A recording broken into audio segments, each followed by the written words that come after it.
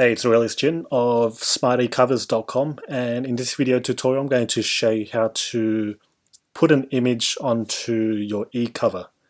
So the first thing obviously is choosing and deciding which e-cover style you want. So if you look inside this Smart eCovers folder, you'll see all your styles. So decide on that first. And next, gather all the images that you want to sort of add onto your e-cover. So for instance, I've got a couple of mine right here. So I want to choose one of them, something like this, and put it on the e-cover. So have those ready.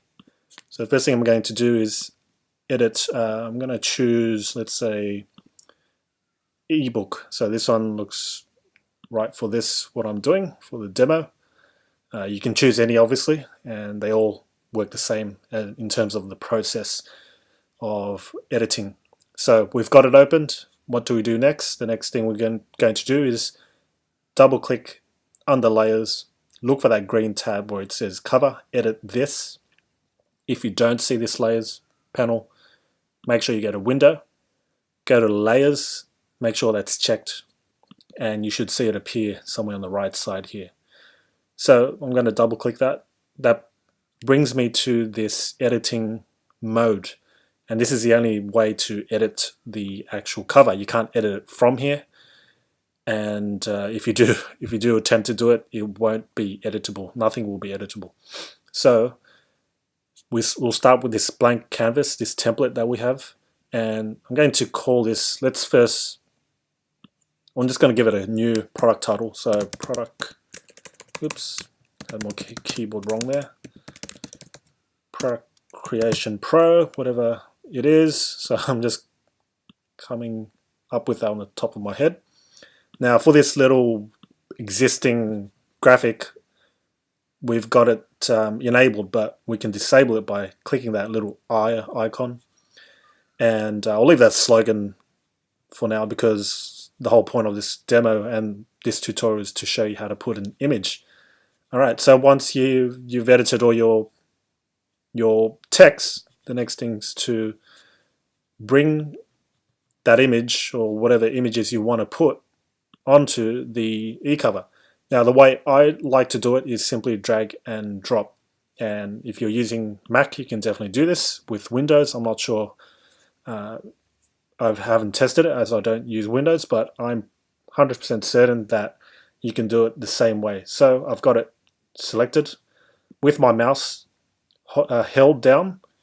I'm going to drag it to this canvas section. Now you can put it, let it go anywhere you want, and then it's going to show you these editing or resize sections, so I can drag it. Now I want to make sure that I fit it nicely, and for this I want to put it somewhere around here, and then which then means I need to move the text. So once you're sort of happy with the size and the location, actually if you feel like it's too big, you can always drag it. However, if you just drag it with your mouse, it's going to lose its proportions. As you can see, it's kind of skewed and stretched out now. To counteract this, all you need to do is hold the Shift key on your keyboard while you're dragging, so that it keeps and locks in those proportions. So let's say I want it right there, which makes it a bit of a square. I can do so and then press enter on my keyboard when I'm ready. But I want it to go all the way from one end to the other, so I can expand it. Once I'm happy with the location, press enter. Alright, so that's that. Now I want to move this text, so I'm going to select the text and then drag it up and move this subtitle slogan down. So once you're happy with where that image is, simply click File, Save. That should save. Close this canvas, and now you can see the new image on your e-cover. Alright, so that's the way I would do it. and simply dragging and dropping. However, if you aren't able to do this, all you need to do is just go File, Open, locate the image on your computer, and then that will load up. Now, if it does load up, I want to show you how it will appear in Photoshop. Alright, so this is how it appears as a full image.